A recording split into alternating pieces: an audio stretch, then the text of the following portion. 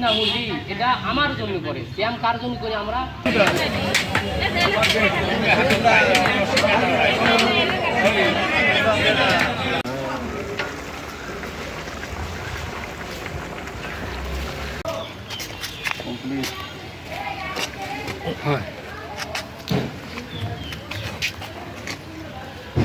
চালের সুন্দর একটা মোমো গন্ধ বেরোচ্ছে। রান্না শেষ। আম খাওয়ার মতো আম থাকবে, অর্ধেক আম পড়ে গেছে, ঝড়ে এই গাছটা ভেঙে গেছে, ভেঙে বাগানের অবস্থা খারাপ।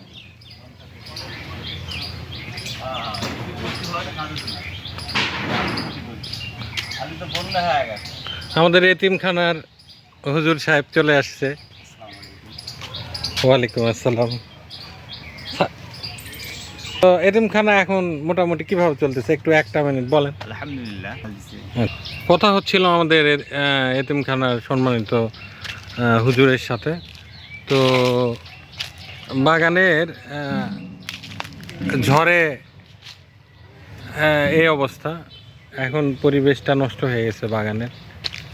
তো কর্মরত যারা আছে তারা সবাই ব্যস্ত। আজকে ইফতার মাহফিল হবে আমাদের এখানে।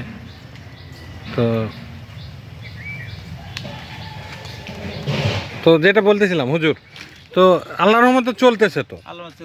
আচ্ছা, তো রেজেকের মালিক আল্লাহ। তো এখন আশা করা যাচ্ছে যে আমরা এটাকে বড় পরিসরে নিয়ে যেতে পারবো ইনশাল্লাহ।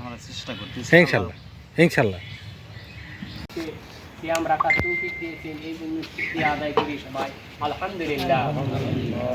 আল্লাহ তাআলা যে আমাদের উপরে যে সিয়াম ফরজ করেছিলেন, যেরকম পূর্ববর্তী উম্মতের উপরে ফরজ ছিল, কি জন্য?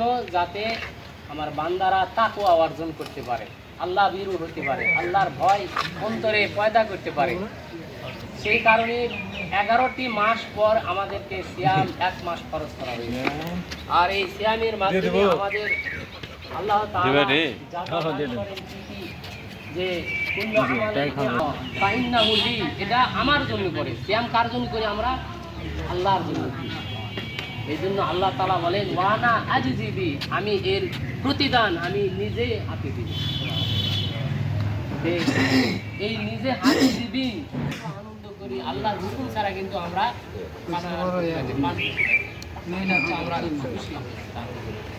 আল্লাহ তাআলা দিদারের সময় এত খুশি হবে আর দেখে আমরা তার বান্দারা কত বছর যে আর আইতাইদা সাল্লাইতাল মাকতুবা, ইয়া রাসূলুল্লাহ, আমি শুধু ফরজ সালাত করব, ওয়াসামতু রমাদান, আর রমজান মাসে সওম রাখবো, আর আহালালতুল হালাল, আর হালালকে হালাল জানবো, ওয়া হারামতু হারাম, আর হারামকে হারাম জানবো, আদখুলুল জান্নাহ, আমি কি জান্নাতে যেতে পারবো?